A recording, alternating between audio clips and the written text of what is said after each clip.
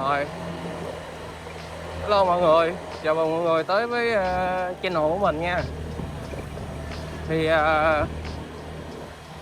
hôm nay mình có mượn xe của một người bạn để test ra cái Vario này. Như hôm trước mình có nói là sự khác biệt nhau thì nó khác nhau giữa cái ghi đông. Đó, mọi người thấy ghi đông nó chéo xuống vậy nè. Đó.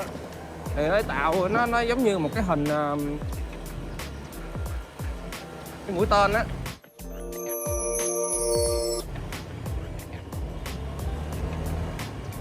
tạo cho cảm giác như kiểu là mọi người đua xe mình sẽ lao thẳng về phía trước.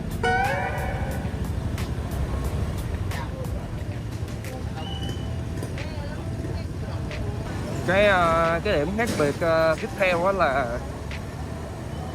đó là cái một đồng hồ. Thì cái nào thì nó cũng có cái nào thì nó cũng có cái điểm đẹp riêng hết á. Tùy theo cái sở thích mỗi người thích cái mặt đồng hồ nào thôi. Thì cái đời mà AB 2026 mới ra là nó xài cái đồng hồ giống như cái đồng hồ này nè, y chang luôn. Đó thì nếu mà ai mà thích gạ AB nhưng mà lại thích cái đồng hồ này hơn thì cũng có lựa chọn mua The 2026 cái Black 2026. Còn tiếp theo là cái gọi là cái gì ta, cái nồi.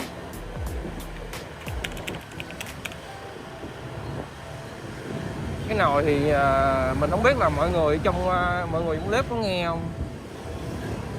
Thường chạy thì cái nồi Vario mà chạy một thời gian nó sẽ kêu có vẻ là lớn hơn em Black của mình xíu, hoặc là có thể là độ nồi gì đấy mình không rõ. Nhưng mà cái nồi thấy mình ra đây mình chạy ra đường mình thấy chiếc Vario nào cái nồi nó cũng kêu y vậy đó.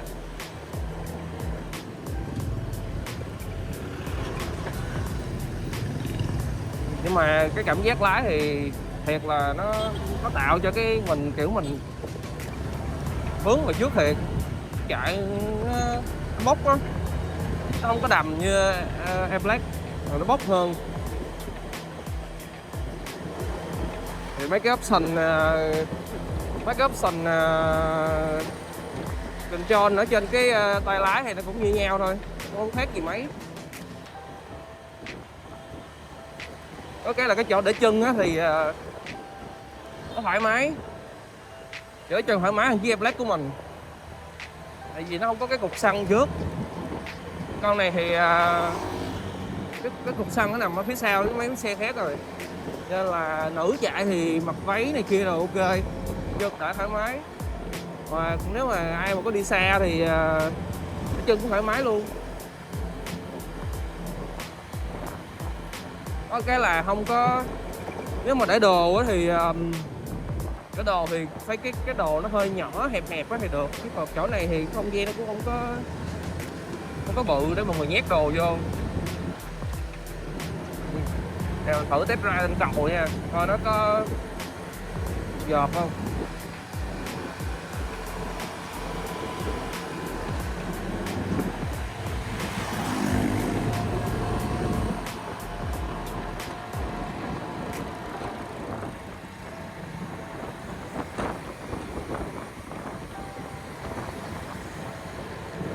Giọt dữ chứ, giọt dữ á, nhưng mà hơi không có cái nồi nó kêu hơi nhiều.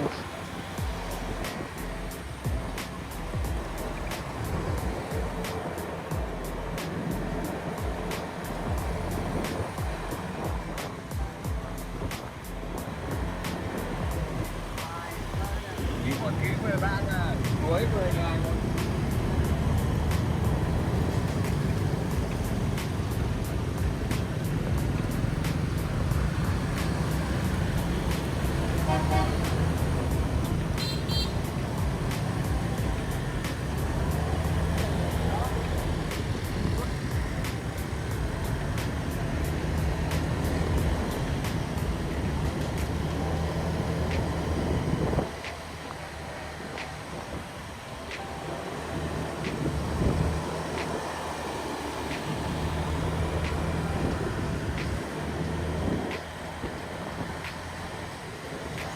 cái điểm khác biệt, cái điểm tiếp theo á là nếu mà cái con này á, cái con Vigo này mà mọi người muốn nhìn mà gọi là được đẹp đẹp á thì mọi người chơi một kính chơi một kính thôi. Ai mà gọi là có thói quen như mình chạy xe mà phải luôn nhìn hai kính đó để quan sát á thì chạy con này hơi khó, tại vì nếu con này mà mọi người gắn hai kính lên đầy đủ á, thì nhìn nó xe nó như con dế á, nó có hai cọng râu, nó mắc cười lắm. Nên là mình thấy đa số mọi người chơi Vario á, thì mọi người đều chơi có một kính thôi cho nó nhìn nó khỏe xe, nó khỏe xe.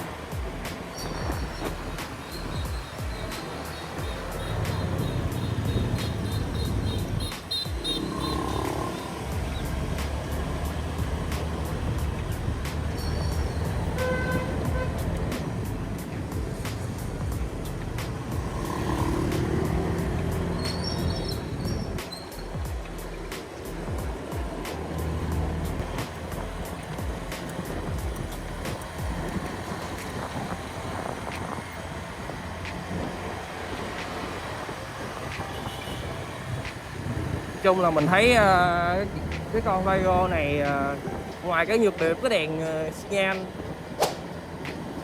với cái phần cái đèn demi ở đằng trước thôi, là hai cái đó nó dễ bị gọi là bị tác động vật lý, bị gãy, bị chày, bị bể gì đấy. Thì ngoài hai cái đó ra thì còn lại cái mọi thứ đều ok. Chạy cảm giác cũng khá là đã. Cái là kẹt xe thì nghĩ kẹt xe thì cái khúc kẹt xe nó hơi kiểu có thể là nó hơi mỏi tay, là cái tay nó bị chuối nè, tay nó bị chuối xuống. Còn chạy bình thường này kia rồi đường thoáng này kia thì chill lắm. Yeah.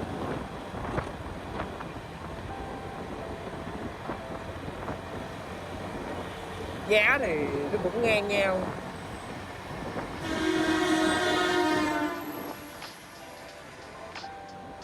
Và giá cả thì hai con Airflex với Vario thì nó cũng ngang nhau, cũng 19 110. Dù đời này đi, đời này là giờ cũng tầm 40, nghĩ chắc mình không rành về giá nhưng mà mình nghĩ chắc cũng 40 mấy. Cái Vario 125 á, còn 150 như cái đời của mình đang chạy này thì chắc là cũng 50 mấy. Nhưng mà 50 mấy triệu cho 150 con sói thì mình cũng nói là ok rồi đó. Chiếc mình thì 225 rồi, nhưng mà đã tới 49 gần 50 triệu rồi. Chiếc này thì bị hai khuyết điểm, nhưng mà mọi người bỏ tầm 50 hơn 50 phiếu là có 150 con sói chạy rồi.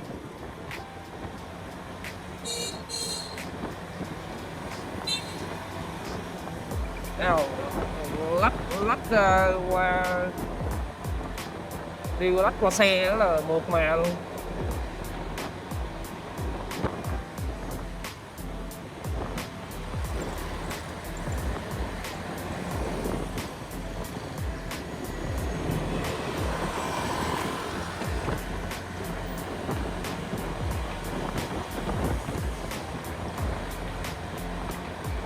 Cái đường Quang Trung này mà mọi người đi vào giữa tuần á là mọi người sẽ không có chạy được như mình nãy giờ đâu. nó đông, nó kẹt, nó ngắt luôn. Mình để mình thử tính chạy chuyến này vô đây nè, để coi coi đường nó kẹt thì chạy có bị mỏi tay không. Chứ xe mình là cũng chạy xe cũng hơi mỏi mỏi á.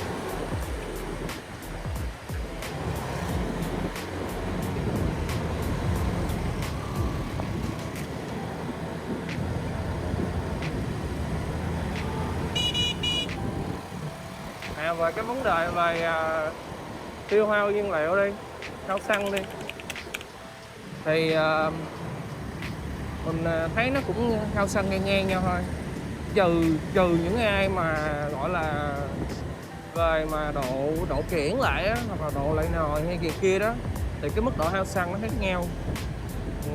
Về độ hao xăng thì mình thấy nó như nhau thôi, nó không khác gì lắm.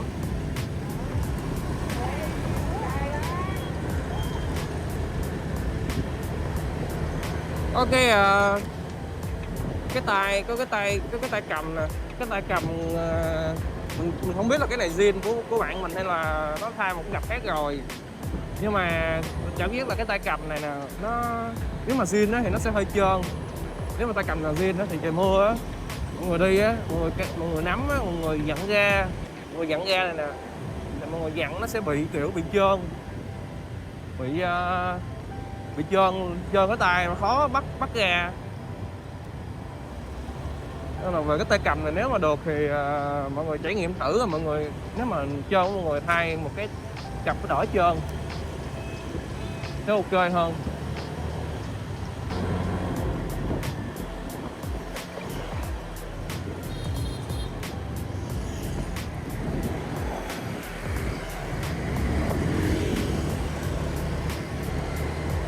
Đấy, cái lúc mà mọi người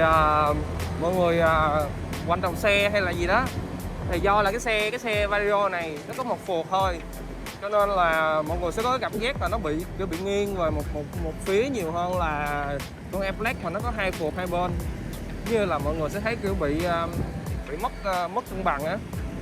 Cái đó không sao, cái đó chỉ là nhỏ xíu thôi. Vì nó có một phuộc rồi cho nên là cái độ cân bằng xe của nó khi mà mọi người quay đầu nó hơi khập khiễng xíu.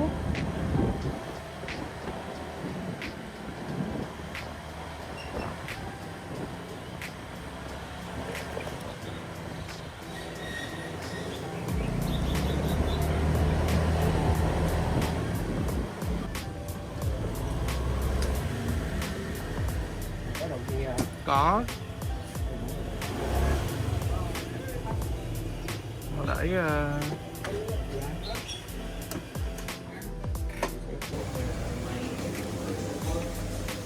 ok, bây giờ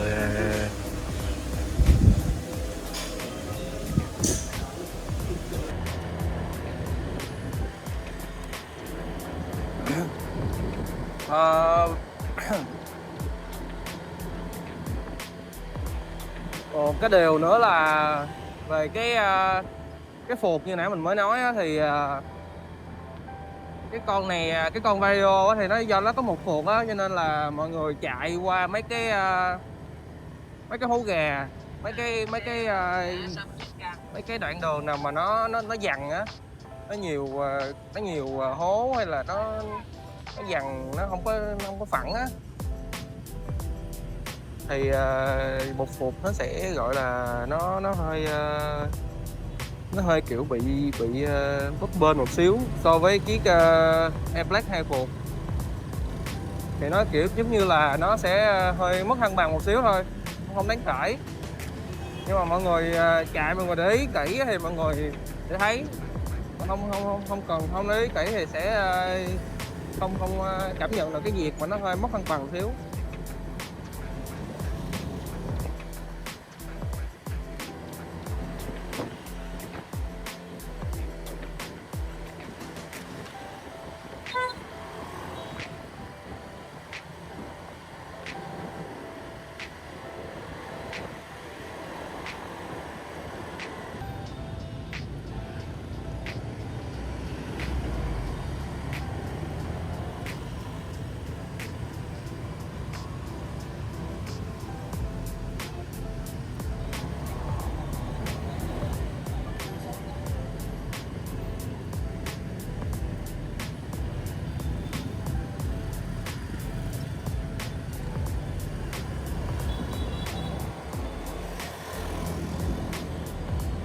Đó, những khúc qua đường này thì do là cái ghi đông nè, nó cong nè, nên là nó sẽ có đụng đùi của mọi người luôn.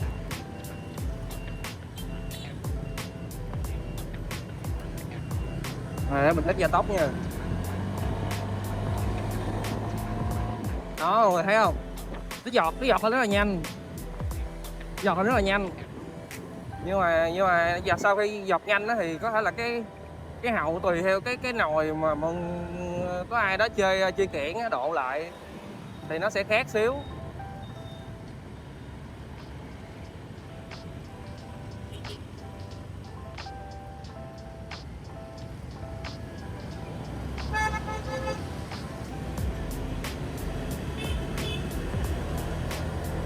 Để mình kiếm cái đoạn nào mà nó có cái hố này kia đó, test cho mọi người thử.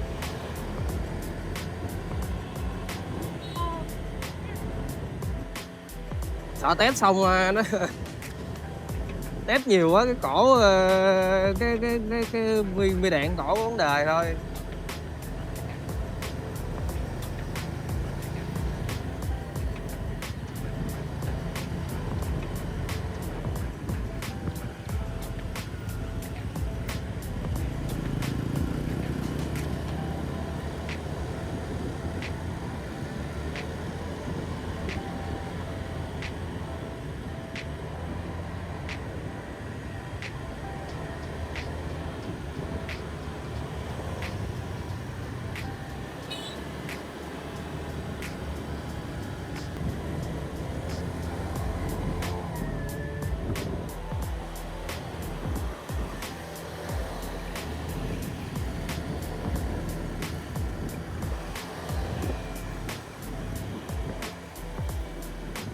Đó, rồi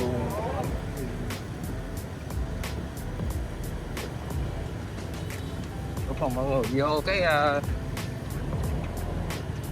đường này cũng không đầy lắm.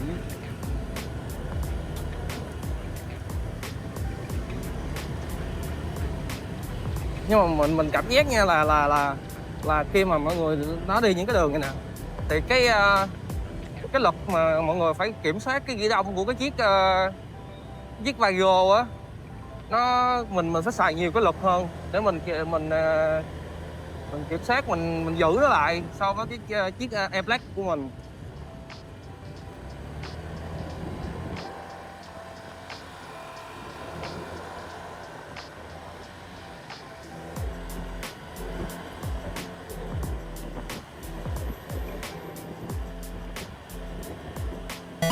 Ồ, một xe.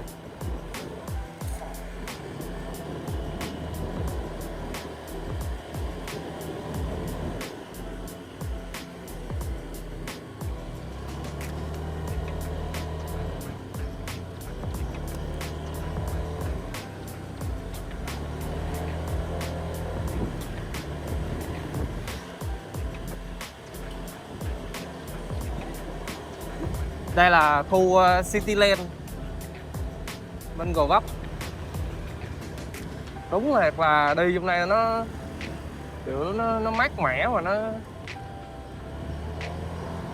ok.